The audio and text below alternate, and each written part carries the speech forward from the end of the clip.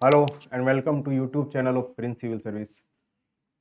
अब तक हम एक सीरीज डिस्कस कर रहे हैं जिसमें यूपीएससी प्रीवियस ईयर इकोनॉमी के जो लास्ट ईयर के क्वेश्चंस हैं उनकी हम डिटेल एनालिसिस कर रहे हैं।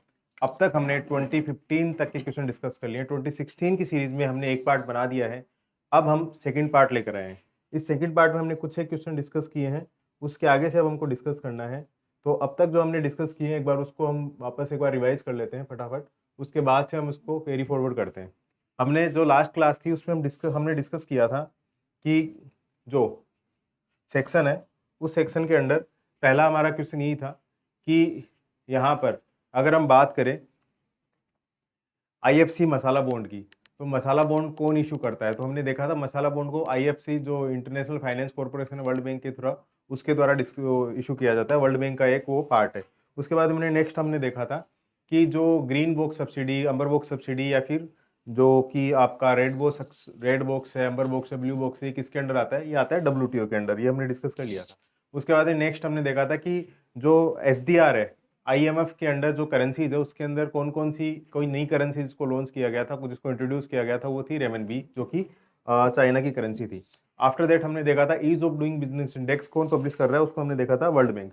उसके बाद हमने डिस्कस किया था उसमें ग्लोबल फाइनेंस स्टेबिलिटी रिपोर्ट है। इसके अलावा जो इम्पोर्ट कवर हम आए थे, इम्पोर्ट कवर में हमने कहा था कि किसी भी कंट्री का टोटल कितने महीने तक वो अपना इंपोर्ट कर सकता है, उसका जो फॉरेक्स है, उसका फॉरेन रिजर्व है, उसको हमने क्या कहा था, इंपोर्ट कवर। उसके बाद हमने डिस्कस किया था नेक्स्ट क्वेश्चन, उसमें यह था कि जो financial stability and development council है, बेसिकली 2010 में ये बनी थी, फाइनेंस मिनिस्टर इसके चेयरमैन होते हैं। और इसके अलावा जो different different financial institution, IRD है आपका, पीएफआर, ये जो आरबीआई है, इन सेबी है, इन सब के अंदर कोऑर्डिनेशन करता है। और जो मैक्रो प्रूडेंशियल स्टेबिलिटी या मैक्रो प्रूडेंशियल जो भी नॉर्म सुपरविजन्स होते हैं, जो इंडिकेटर्स होते हैं, उनको ये मैनेज करने की कोशिश कर रहा होता है। ये हमने डिस्कस किया था। उसके बाद में हमने डिस्कस किया था वो था कि अगर हम पेमेंट बैंक की बात करें तो पेमेंट बैंक को फाइनेंशियल इंक्लूजन के लिए इंट्रोड्यूस किया गया था, जहां पर ये कहा गया था कि क्रेडिट फैसिलिटीज अवेलेबल नहीं करवा सकते हैं और उसी क्रेडिट फैसिलिटी के अकॉर्डिंग हम इसके आंसर को निकाल सकते हैं।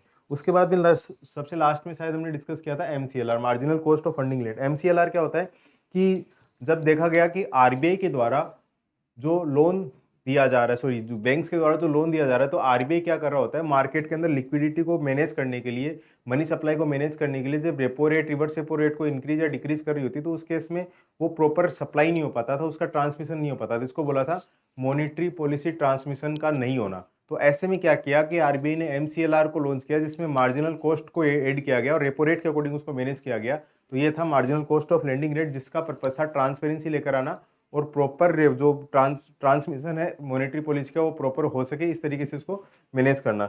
और उसके बाद में अब चलते हैं अगले, पहला नेक्स्ट क्वेश्चन ये है सोवरेन गोल्ड बॉन्ड स्कीम। यहाँ तक हमने डिस्कस कर लिया था। अब आते हैं हम उससे आगे के पार्ट पर। जो सोवरेन गोल्ड बॉन्ड स्कीम है और इसके साथ में गोल्ड मोनेटाइजेशन स्कीम, इनको लॉन्च किया गया था गवर्नमेंट के द्वारा। उसके पीछे का पर्पस क्या था? देखिए, इंडिया के साथ में क्या है कि इंडिया में गोल्ड को लेकर एक अलग ही ऑब्सेशन है। यहाँ पर अपने जो रिचुअल्स वगैरह है उसमें भी, और इसके अलावा गोल्ड को एज ए इन्वेस्टमेंट पर्पस दोनों तरीके से यूज किया जाता है। ऐसे केस में हम देखेंगे तो इंडिया को बहुत ज़्यादा ऐसा कोई कंट्री नहीं है जहाँ पर गोल्ड माइंस पाई जाती है। तो ऐसे केस के अंदर इंडिया को गोल्ड इंपोर्ट करना पड़ रहा होता है। तो अगर इन्वेस्टमेंट पर्पज को अगर हम देखें तो अगर उसको हम कोई सब्सटीट्यूट अवेलेबल करवा दें, साथ साथ में अगर ऐसी पॉसिबिलिटी भी हो कि जहाँ पर किसी के पास में गोल्ड रखा है, उस गोल्ड को अगर जो गोल्ड प्रोड्यूस जो भी दुकानदार वगैरह है उन तक अगर अवेलेबल करवा दे, ताकि जो भी ज्वेलरी वगैरह में यूज, आज के ज्वेलरी शॉप तक, तो ऐसे केस में हम इंपोर्ट रिड्यूस कर सकते हैं। तो उसके लिए गवर्नमेंट ने क्या किया, सोवरेन गोल्ड बॉन्ड स्कीम और गोल्ड मोनेटाइजेशन स्कीम को लॉन्च किया।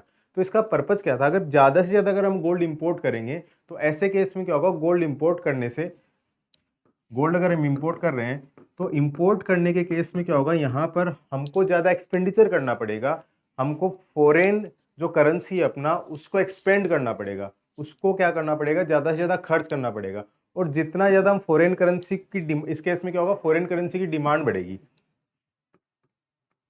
तो अगर हम गोल्ड इंपोर्ट करें तो फॉरेक्स क्या होगा, डिक्रीज होगा, फॉरेन करेंसी की डिमांड बढ़ेगी। और अगर फॉरेन करेंसी की डिमांड बढ़ रही है, ऐसे केस में क्या होगा, तो वैल्यू ऑफ रुपीज क्या होगा, डिक्रीज होगा। और अब अगर किसी भी कंट्री का जो भी करेंसी है उसका वैल्यू अगर डिक्रीज हो रहा होता है तो उस केस में क्या होगा कि उसके लिए एक्सपोर्ट तो हो जाएगा सस्ता, लेकिन इंपोर्ट क्या हो जाएगा, महंगा।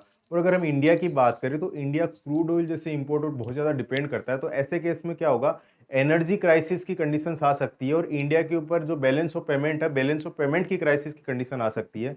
तो ऐसे में जहां पर पॉसिबल हो गवर्नमेंट ने क्या किया, उसको सब्सटीट्यूट करने का कोशिश किया। तो यहाँ पर जो गोल्ड बॉन्ड स्कीम और गोल्ड मोनेटाइजेशन स्कीम जो लॉन्च की गई थी उसका पर्पज ये था। अब ये है क्या स्कीम, पहले हम इनको देख लेते हैं। पहले हम बात करें gold bond, sovereign gold bond scheme की। अगर हम बात करते हैं इसकी सोवरेन गोल्ड बॉन्ड स्कीम की, तो यहां पर क्या किया गवर्नमेंट ने, गवर्नमेंट के द्वारा क्या किया गया, एक बॉन्ड लॉन्च किया गया। और वो बॉन्ड एक तरीके से आप यूं कह सकते हो, उसके ऊपर जो गोल्ड है उस गोल्ड का वेट मान लेते हैं ग्राम में इंट्रोड्यूस किया गया कि 10 ग्राम 20 ग्राम इस तरीके से है। अब ये अगर कोई पर्टिकुलर पर्सन गोल्ड में इन्वेस्टमेंट करना चाहे तो यहां पर क्या होगा, इस गोल्ड को अगर इस सोवरेन गोल्ड बॉन्ड को अगर वो परचेज कर रहा होता है तो काइंड ऑफ वो वर्चुअल गोल्ड परचेज कर रहा है। और जबकि वो वर्चुअल गोल्ड परचेज कर रहा है तो ऐसे में क्या होगा कि गोल्ड का जो वेरिएशन है, गोल्ड की जो वैल्यू है अगर वो वेरी करेगी मार्केट के अंदर, उसी के अकॉर्डिंग इस गोल्ड बॉन्ड की वैल्यू भी क्या होगी, मार्केट के अंदर वेरी करने वाली है। दैट मीन्स यहां पर अगर कोई इन्वेस्टर गोल्ड में इन्वेस्ट कर रहा है, उसके जगह अगर उसको गवर्नमेंट ने एक बॉन्ड अवेलेबल करवा दिया जिसके ऊपर गोल्ड का पर्टिकुलर जो अमाउंट जो भी वेट है वो लिखा हुआ होगा, उसी के अकॉर्डिंग इसकी रेट डिसाइड होगी। मान लेते हैं कि 10 ग्राम गोल्ड का वैल्यू आज के टाइम के हिसाब से फॉर एग्जांपल 50,000 रुपीज है। तो 50,000 रुपीज 10 ग्राम गोल्ड अगर उसके ऊपर लिखा हुआ बॉन्ड के ऊपर, तो पर्टिकुलर पर्सन को 50,000 रुपीज उसको देना पड़ेगा। अब ये मान लेते हैं कि गोल्ड का प्राइस इंक्रीज होकर हो गया 10 ग्राम गोल्ड का प्राइस इंक्रीज होकर 50,000 से कितना हो गया, 60,000। ऐसे केस के अंदर इस गोल्ड बॉन्ड का प्राइस भी क्या हो जाएगा, इंक्रीज हो जाएगा। तो उसके साथ में क्या होगा, वेरिएशन आएगा, पहली बात। तो ऐसे में क्या होगा, इन्वेस्टर को तो एक इन्वेस्ट करने का ऑप्शन चाहिए, उसको लग रहा है कि गोल्ड में इन्वेस्ट करना ज्यादा बेटर है, तो उसको एक ऑप्शन मिल गया है। तो ऐसे में क्या होगा, गोल्ड की जगह वर्चुअल गोल्ड के ऊपर एक तरीके से इन्वेस्टमेंट हो रहा। तो ये जो सोवरेन गोल्ड बॉन्ड है काइंड ऑफ ये गोल्ड का सब्सटीट्यूशन है गवर्नमेंट के द्वारा इन्वेस्टर्स के लिए। तो ऐसे में इंपोर्ट का क्या हो जाएगा, कम हो जाएगा। उसके बाद में दूसरा जो है वो है गोल्ड मोनेटाइजेशन स्कीम। अब बात करें गोल्ड मोनेटाइजेशन स्कीम की, तो इस केस में क्या हुआ है कि गवर्नमेंट ने क्या किया, जो हाउस होल्ड है उन हाउस होल्ड्स को यह कहा है कि आप अपने गोल्ड को बैंक्स में डिपॉजिट कीजिए। इसके बदले में बैंक आपको क्या करेगा, जो गोल्ड का जो अमाउंट है, फॉर एग्जांपल मान लेते हैं गोल्ड का अमाउंट है 2 लाख रुपीस, तो उसके बदले में बैंक्स क्या करेंगे, इन हाउस होल्ड को इस गोल्ड के बदले में क्या होगा, एक इंटरेस्ट रेट, एक सर्टेन परसेंटेज जो गोल्ड का जो अमाउंट है, मॉनेटरी अमाउंट है, उसके बदले में एक इंटरेस्ट रेट पे करेंगे। कितना इंटरेस्ट रेट हो रहा है उसके अकॉर्डिंग। और अब ये जो बैंक्स के पास में जो गोल्ड आएगा, बैंक इस गोल्ड का यूज कर सकता है आगे फर्दर। जैसे मान लेते हैं किसी ज्वेलरी मेकर को चाहिए तो उसको ये दे सकते हैं। हाँ, बदले में जब ये एक तरीके से ये एफडी है, अब जब 3 साल 5 साल 7 साल और हाउस होल्ड को जब वो गोल्ड चाहिए तो उतना गोल्ड बार के फॉर्म में उसको क्या मिल जाएगा, गोल्ड वापस मिल जाएगा हाउस होल्ड्स को। अब यहां पर भी क्या है कि अगर कंट्री के अंदर जो एक्स्ट्रा अवेलेबल गोल्ड है उसको अगर हम मतलब आपस में सर्कुलेट कर सकते हैं, तो भी क्या होगा, हमारा गोल्ड के इंपोर्ट पर भी क्या होगा, डिपेंडेंसी कम होगी। तो इन शॉर्ट इन दोनों स्कीम के पीछे गवर्नमेंट का मकसद क्या रहा है, गवर्नमेंट का जो गोल्ड है, गोल्ड का जो इंपोर्ट है उसके ऊपर डिपेंडेंसी कम करना, पहली बात। तो एक ऑप्शन तो हो गया। इसके अलावा हम देखेंगे तो यहां पर क्या होगा कि जो bring the ideal gold lying with in the economy, जो हाउस होल्ड है उसको इकोनॉमी लेकर आना। तो पहला ऑप्शन भी सही होगा जो भी हमने बताया, डिस्कस किया ही है। लेकिन ध्यान रहे, ऐसी किसी स्कीम से किसी भी तरीके की ज्वेलरी का जो बिजनेस है उसके अंदर, गोल्ड ज्वेलरी के बिजनेस पे एफडीआई नहीं आने वाली है। तो ऐसे केस के अंदर क्या होगा, 1 और 3 इसका आंसर हो जाएगा सी। उसके बाद में चलते हैं नेक्स्ट क्वेश्चन। नेक्स्ट क्वेश्चन ये कहता है कि इनमें से कैपिटल बजट का पार्ट क्या होगा। क्वेश्चन ये है कैपिटल बजट के ऊपर। अब हम ऑप्शंस को बाद में तय करते हैं, पहले हम ये देखते हैं बजट, बजट के पार्ट क्या होते हैं, कौन से पार्ट कैपिटल पार्ट के अंदर आएंगे। तो बजट को बेसिकली दो पार्ट होते हैं बजट के। एक तो पार्ट होता है उसको बोलते हैं एक्सपेंडिचर, और दूसरा पार्ट होता है वो होता है आपका रिसिट। अब यहां पर जो एक्सपेंडिचर वाला पार्ट है इसके भी दो पार्ट हो जाएंगे। एक तो क्या होगा, रेवेन्यू एक्सपेंडिचर, और दूसरा एक्सपेंडिचर हो जाएगा, वो हो जाएगा आपका कैपिटल एक्सपेंडिचर। ऐसे ही रिसिट वाले की बात करें तो यही बात है, यहां पर रेवेन्यू रिसिट और दूसरा क्या हो जाएगा, कैपिटल रिसिट।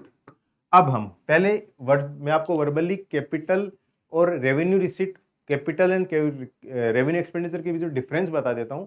उसके बाद में हमारा मेन फोकस क्या है, कैपिटल वाले पार्ट के ऊपर है, तो हम इसको डिटेल में डिस्कस करेंगे। देखिए, अगर बात करें एक्सपेंडिचर की, तो अगर पहली बात है रेवेन्यू एक्सपेंडिचर, रेवेन्यू एक्सपेंडिचर का मीनिंग क्या होगा, गवर्नमेंट ने अपनी तरफ से एक्सपेंडिचर किया है। लेकिन इस केस के अंदर जब बात करेंगे एक्सपेंडिचर की, तो एक्सपेंडिचर के दौरान रेवेन्यू एक्सपेंडिचर में गवर्नमेंट जब एक्सपेंडिचर कर रही होती है तो यहां पर ना ही तो कोई बोरोइंग ले रही होती है, ऐसा नहीं कि किसी कारण से उसके ऊपर कोई भी उधार बन रहा है। दैट मीन्स बोरोइंग से नहीं लेने का मीनिंग क्या होगा कि गवर्नमेंट का कोई एसेट कम नहीं होगा। मतलब ये नहीं कि गवर्नमेंट ने एसेट अपना बेचकर उसको रेवेन्यू को लिया है और उसको एक्सपेंडिचर कर रहा है, ऐसा नहीं होने वाला।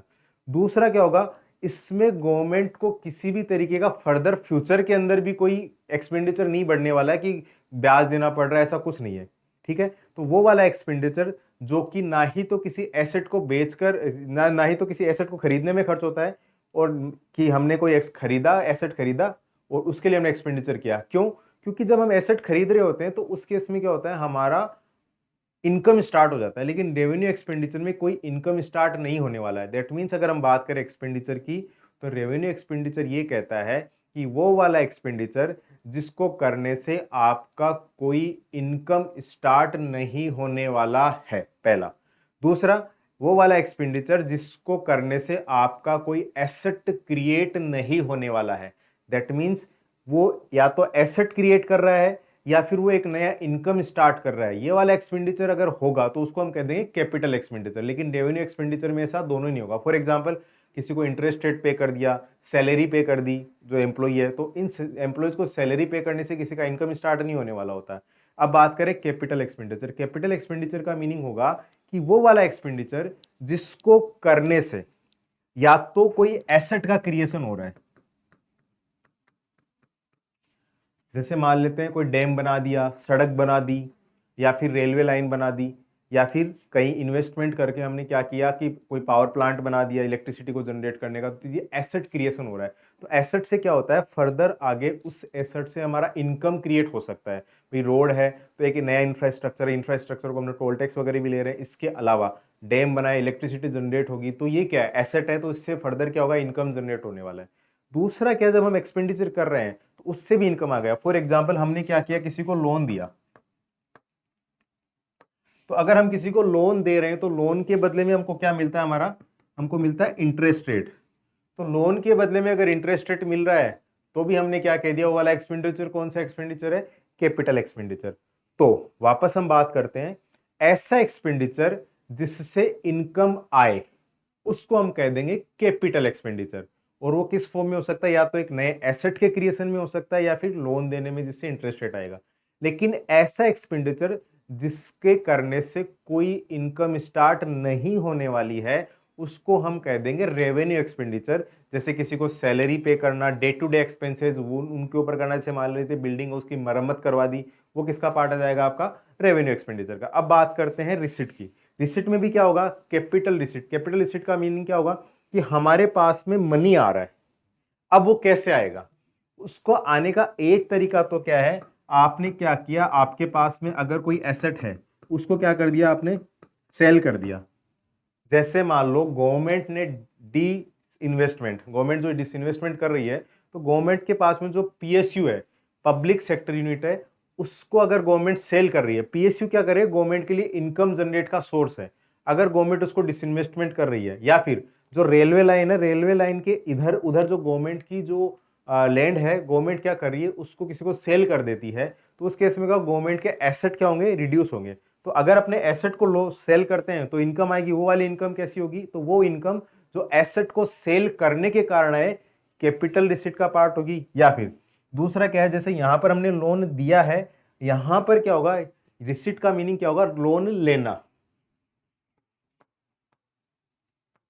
अगर लोन आए तो लोन को अगर हम लेते हैं तो उस केस में क्या होगा, हमको इंटरेस्ट रेट क्या करना होगा, पे करना होगा। तो मतलब या फिर वो वाला इनकम जिसके कारण हमारे एक्सपेंडिचर बढ़ जाए। एक तरीके से क्या होगा, हम एसेट को अगर सेल कर रहे हैं ना, तो वो जो एक्सपेंडिचर आ रहा है वो कम हो जाता है अपने आप, तो वो भी एक तरीके से एक्सपेंडिचर का एक काम करेगा। यहां पर भी वही काम है।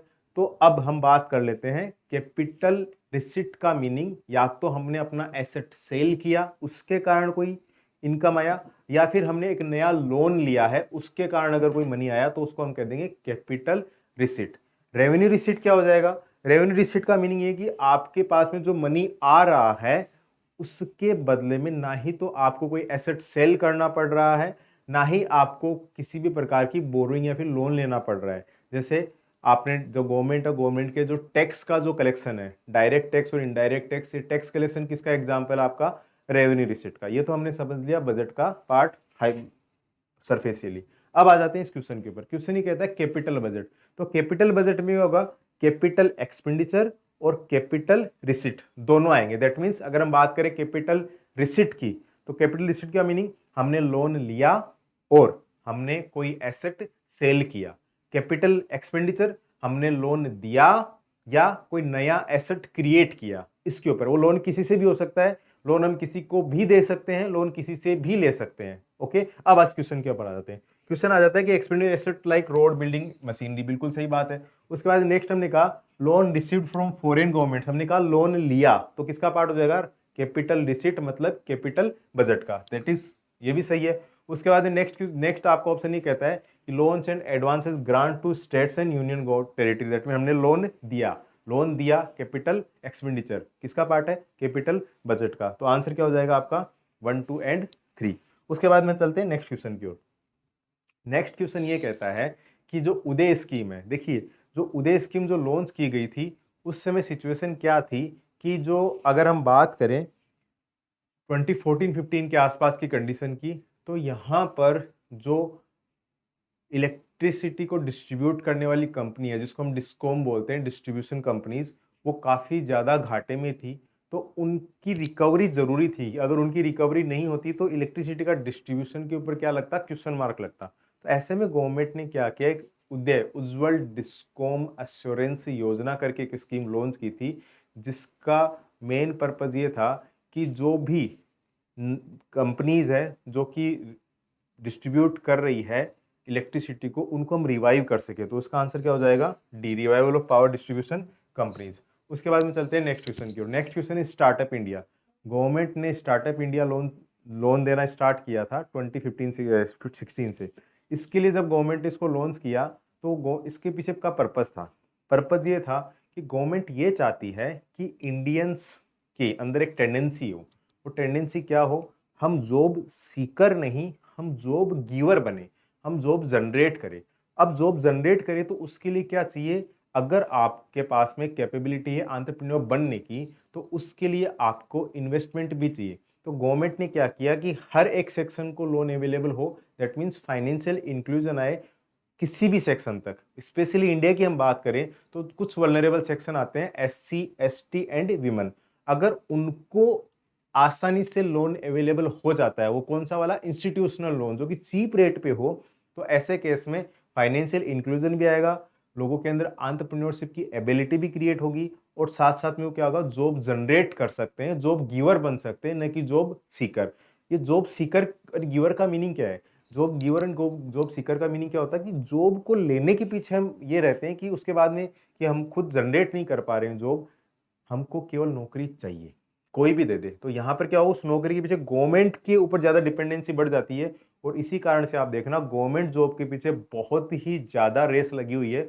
और यही रीजन बन रहा है अलग अलग स्टेट्स के अंदर जो डोमिनेट कास्ट है, जो कि पहले एग्रीकल्चर पे डिपेंड करती थी, अभी भी एग्रीकल्चर पे डिपेंड कर रही है, लेकिन एग्रीकल्चर डिस्ट्रेस के कारण धीरे धीरे वो स्टेट गवर्नमेंट से या फिर सेंट्रल गवर्नमेंट से क्या करी, रिजर्वेशन की डिमांड कर रही है। पर वो एक सोशल इशू है, उसको हम बाद में डिस्कस करेंगे कभी।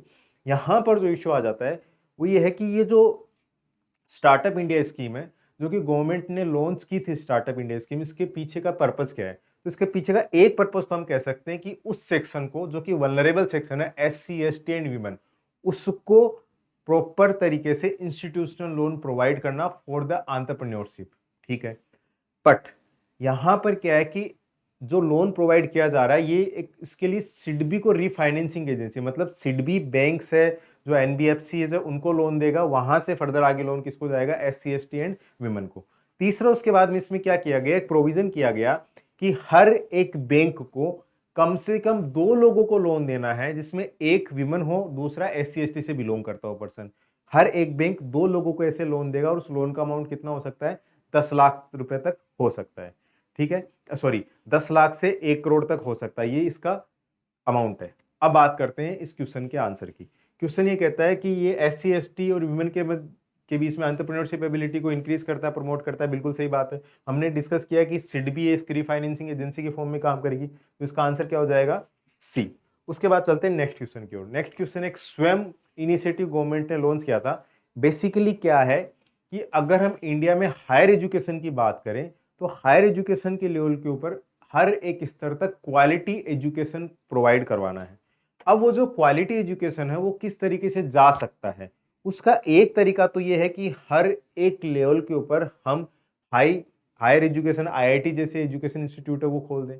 दूसरा तरीका है कि जो उन इंस्टीट्यूशंस के अंदर जो लेक्चर है वो रिकॉर्डेड लेक्चर अगर उन लोगों को अवेलेबल हो जाए तो उस केस में क्या होगा, quality education higher education level के ऊपर भी किया जा सकता है, आराम से हम पहुंचा सकते हैं। दैट मीन्स क्वालिटी एजुकेशन को हम प्रोवाइड कर सकते हैं। उसके लिए गवर्नमेंट ने स्वयं पोर्टल लॉन्च किया जो कि MOOC ऑनलाइन जो एक पोर्टल है, MOOC के थ्रू ये क्या कर रहे हैं, इसको प्रोवाइड करवा रहे हैं। तो यहाँ पर इसका आंसर हो जाएगा quality education to every citizen, और वो भी कैसे होनी चाहिए?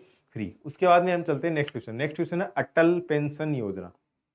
फिर से हम बात करेंगे, गवर्नमेंट का एक काम होता है कि फाइनेंशियल इंक्लूजन मैक्सिमम किया जाए, और फाइनेंशियल इंक्लूजन का एक पार्ट आ जाता है आपका इंश्योरेंस। अगर हम बात करें इंश्योरेंस की तो ये किसका पार्ट है आपका? फाइनेंशियल इंक्लूजन का। अब इंश्योरेंस में क्या होता है, अगर हम बात करें इंश्योरेंस का पेनिट्रेशन और इंश्योरेंस का कवरेज इंडिया में दोनों ही कम है, क्योंकि इंश्योरेंस के लिए आप देखोगे तो वहां पर क्या है कि एक तो लास्ट माइल तक अप्रोच नहीं है, दूसरा प्रॉब्लम ये है कि उसकी जो प्रीमियम है, प्रीमियम बहुत ज्यादा आती है। तो ऐसे में क्या किया गवर्नमेंट ने, अपनी तरफ से इनिशिएटिव लिया कि गवर्नमेंट खुद से चलाकर एक ऐसी अवेलेबिलिटी करवाए कि कम से कम 1000 टू 5000 तक का रिटायरमेंट के बाद में हर एक पर्सन को क्या मिल जाए? पेंशन मिल जाए। ठीक है, तो ये पेंशन स्कीम है। सॉरी, इंश्योरेंस भी पार्ट है, दूसरा इसका क्या पार्ट है? पेंशन। ये पेंशन का पार्ट है। तो अटल पेंशन स्कीम पेंशन सिस्टम का पार्ट है। अब देखिए, ये जो पेंशन है, इस पेंशन को प्रोवाइड करने के लिए गवर्नमेंट ने क्या किया है, उन्होंने ये कहा कि अटल पेंशन स्कीम के अंडर अगर आपकी एज 18 टू 40 ईयर है तो यहाँ पर अगर आप हर महीने एक निश्चित अमाउंट तक पे जमा करोगे, उसके लिए प्रॉपर उन्होंने मैकेनिज्म दे रखा है। तो ऐसे में आपको 1000 टू 5000 तक रिटायरमेंट के बाद में पेंशन मिलेगा, पहला।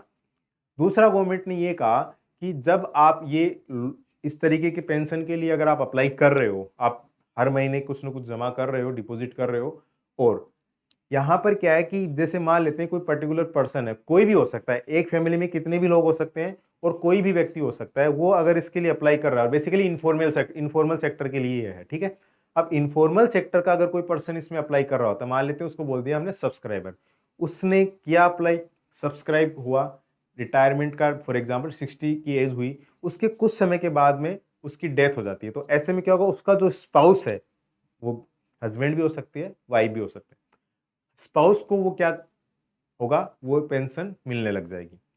इनकेस अगर दोनों की डेथ हो जाती है तो उस केस में जो नॉमिनी है, उस नॉमिनी को क्या होगा, जो अमाउंट है वो सीधा सीधा क्या हो जाएगा, ट्रांसफर हो जाएगा। यहां पर पेंशन नहीं होगी नॉमिनी केस में, उसके केस में जितना उन्होंने अमाउंट जो जमा किया है वो सारा का सारा क्या हो जाएगा, उस नॉमिनी को ट्रांसफर हो जाएगा। ये पूरा इस स्कीम का पार्ट है। अब देखिए क्वेश्चन के ऊपर आते हैं। यहाँ पर ये बताया minimum guarantee scheme mainly targeted unorganised sector, सही बात है। उसके बाद में ये कहता है ओनली वन मेंबर, बिल्कुल नहीं, ऐसा बिल्कुल नहीं है, तो ये पार्ट हो जाएगा आपका गलत। थर्ड है कि दो same amount of pension granted to spouse of life after subscriber's death, ये बात भी सही है। तो इसका आंसर क्या हो जाएगा आपका 1 एंड 3। उसके बाद में चलते हैं अपने नेक्स्ट क्वेश्चन की ओर। नेक्स्ट क्वेश्चन हमारा है, ये कहता है कि टाइम के साथ में जो बजट है उसमें बजट के अंदर डेफिसिट आता जा रहा है, ठीक है। अब इसमें से कौन सा गवर्नमेंट को एक एफर्ट करना चाहिए कि जो बजट डेफिसिट को क्या कर सके, रिड्यूस कर सके। देखिए हमने अभी थोड़ी देर पहले एक स्लाइड में डिस्कस किया था कि बजट बजट के दो पार्ट होते हैं, एक तो होता है इनकम और एक होता है एक्सपेंडिचर। और अगर ये एक्सपेंडिचर इनकम से ज्यादा हो जाता है तो उसको हम कह देंगे बजट डेफिसिट की कंडीशन। अब यहां पर हमको क्या करना है, अगर हमको बजट डेफिसिट को रिड्यूस करना है तो इनकम को क्या करना पड़ेगा, इंक्रीज करना पड़ेगा। इनकम कैसे करेंगे, इनकम का मतलब रिसिट। तो इनकम के लिए क्या होगा, हमको रेवेन्यू इनकम इंक्रीज करनी होगी, टैक्स वाला पार्ट हमको इंक्रीज करना होगा। और एक्सपेंडिचर के केस में हमको रेवेन्यू एक्सपेंडिचर कम करना होगा, सब्सिडी वगैरह कम करनी होगी। ये इसका ओवरऑल है। अब देखते हैं ऑप्शन के हिसाब से। देखिए रिड्यूसिंग रेवेन्यू एक्सपेंडिचर, ऑब्वियस सी बात है, अगर हमको एक्सपेंडिचर अगर हमको रिड्यूस करना है बजट डेफिसिट को कम करने के लिए तो हमको क्या करना पड़ेगा, एक्सपेंडिचर को, रेवेन्यू एक्सपेंडिचर को क्या करना पड़ेगा, कम करना पड़ेगा। गवर्नमेंट अगर नई वेलफेयर स्कीम लॉन्च कर रही होती है तो उस केस में भी गवर्नमेंट को क्या करना होता है, एक्सपेंडिचर करना होता है। तो यहां पर क्या होगा, अगर नई वेलफेयर स्कीम लॉन्च करने का मीनिंग अपने आप में क्या हो गया, एक्सपेंडिचर बढ़ाना। दैट मीन्स ये ऑप्शन क्या होगा, काम नहीं करेगा। उसके बाद में तीसरा ऑप्शन है सब्सिडीज। सब्सिडी क्या होता है, गवर्नमेंट के एक्सपेंडिचर का पार्ट है। अब गवर्नमेंट जब सब्सिडी दे रही होती है तो उसको अगर इंक्रीज करेंगे तो एक्सपेंडिचर इंक्रीज होगा। गवर्नमेंट अगर सब्सिडी कम करेगी, रेशनलाइज करेगी, तो एक्सपेंडिचर क्या होगा, कम हो जाएगा। तो ऐसे केस के अंदर रेशनलाइज द सब्सिडी, ये इसका पार्ट हो जाएगा। दैट मीन्स सही है। दूसरा है, नेक्स्ट है reducing import duty. Import duty को रिड्यूस करने का मीनिंग क्या होगा, अगर हमने इंपोर्ट ड्यूटी को रिड्यूस कर दिया तो यहां पर क्या होने वाला है, यहां पर होगा हमारा इंपोर्ट ज्यादा। और अगर ज्यादा इंपोर्ट होगा तो ऐसे केस में क्या होगा, हमारा एक्सपेंडिचर बढ़ जाएगा। लेकिन हमको क्या करना है, एक्सपेंडिचर को कम करना है। तो इंपोर्ट ड्यूटी को रिड्यूस करने से नहीं होगा, अगर हम इंपोर्ट ड्यूटी बढ़ाते हैं तो इसका आंसर हो जाएगा। दैट मीन्स इंपोर्ट ड्यूटी को बढ़ाना सही है, रिड्यूस करना सही नहीं है। तो इसका आंसर क्या हो जाएगा, 1 and 3 only. Thank you very much. अब तक हमने 2016 के 20 क्वेश्चन के राउंड डिस्कस कर लिए हैं। अब क्योंकि वीडियो बहुत लंबा हो जाएगा तो इसको हम अगले पार्ट में डिस्कस करेंगे, कुछ एक क्वेश्चन बाकी है। थैंक यू, मिलते हैं नेक्स्ट पार्ट के अंदर। अगर आपकी कोई क्वेरी हो तो डेफिनेटली आप कमेंट सेक्शन में लिख सकते हैं, हम कोशिश करेंगे आपकी हर एक सवाल का जवाब देने के लिए। Thank you.